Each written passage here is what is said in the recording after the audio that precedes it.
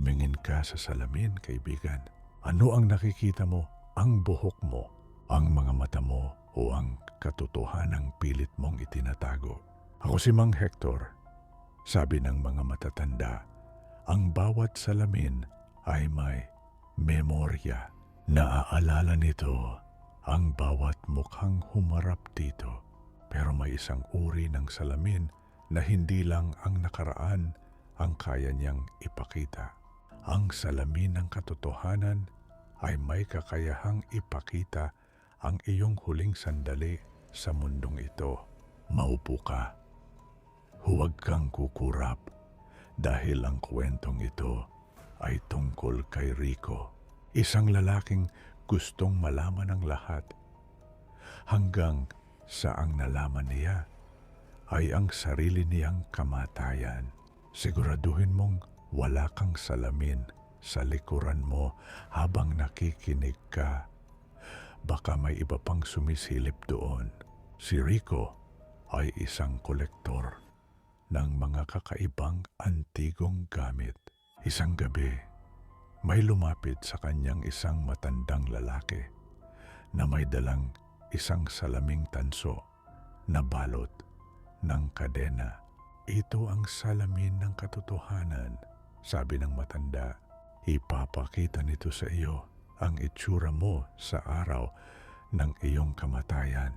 Pero tandaan mo, kapag nakita mo na ang katotohanan, hindi mo na ito mababago.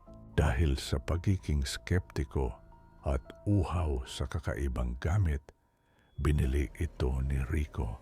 Pag-uwi sa kanyang bahay, inilagay ni Rico ang salamin sa tapat ng kanyang kama. Nang maghating gabi, uminit ang paligid at ang salamin ay nagsimulang mag-broadcast ng isang malabong imahe. Huminga ng malalim si Rico at tumingin. Ang nakita niya ay hindi ang kanyang kwarto.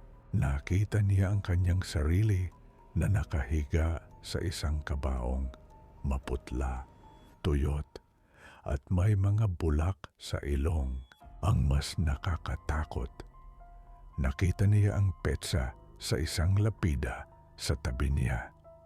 Bukas, sa tindi ng takot, sinubukan ni Rico na basagin ang salamin, pero ang kanyang kamao ay tumagos lamang sa ibabaw nito na tila ba tubig ang salamin.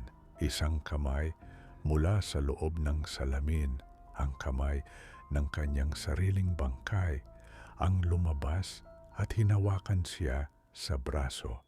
Ang lamig nito ay tumagos hanggang sa kanyang kaluluwa. Malapit na, Rico. Pulong ang bangkay sa salamin.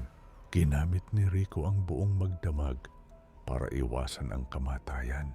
Hindi siya lumabas ng bahay. Pinatay niya ang kuryente at itinapon niya ang lahat ng matatalim na bagay. Ngunit habang tumitibok ang orasan patungo sa hating gabi, ang salamin sa kanyang kwarto ay dahan-dahang lumalaki. Ang bawat dingding ng kanyang bahay ay naging salamin. Saan man siya tumingin, ang nakikita niya ay ang kanyang sariling bangkay na nakatayo na at lumalapit sa kanya mula sa lahat ng direksyon. Sa huling minuto ng araw, nadulas si Rico sa isang piraso ng basag na salamin na naiwan niya sa sahig. Tumama ang kanyang leeg sa gilid ng mesa. Habang siya ay nauubusan ng hininga, nakita niya ang kanyang refleksyon sa salamin sa huling pagkakataon.